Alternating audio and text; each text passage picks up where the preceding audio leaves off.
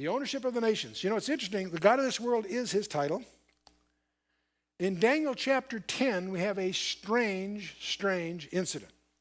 Daniel is on a fast and prayer for 21 days. And after 21 days, he gets interrupted in his prayer.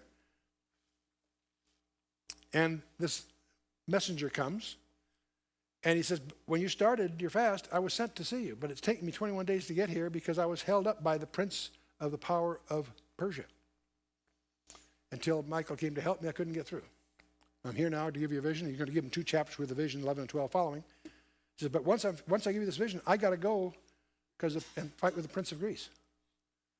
The Prince of Greece is 200 years later on our calendar. So they're in a different dimensionality somehow. But what that glimpse gives us, there's apparently a demonic prince of power behind each of these evil empires that are fighting. There's a cosmic war going on that you and I don't see. There was a prince of the power of Persia, a prince of the power of Greece. Is there a prince of the power of the United States? Absolutely. Remember Genesis 12, because that's a remedy to that.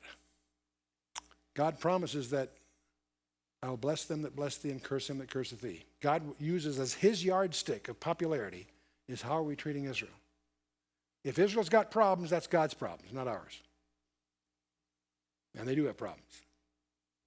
But God blesses us when we stand behind Israel's right to exist. We need to understand that.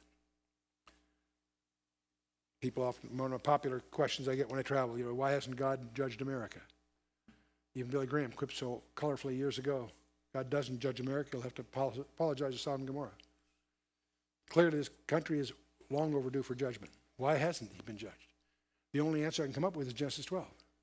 I believe it's our support of Israel that's been our umbrella shielding us from the overdue judgment.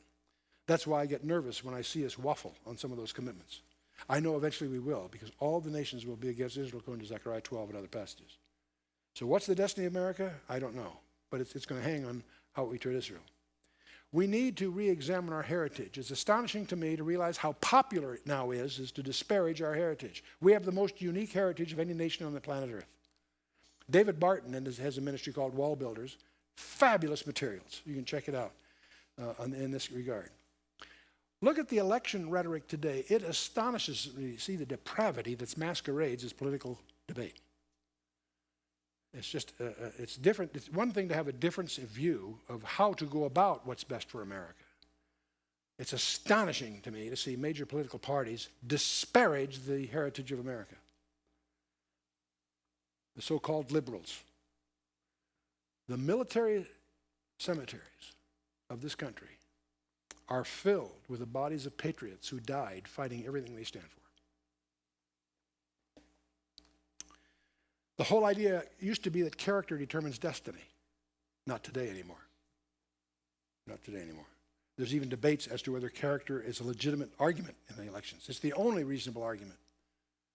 I've sat on a dozen public boards of directors, and when it comes time to pick a new CEO, the only thing we're interested in is his character, because by the time the candidates get to our attention, they're qualified.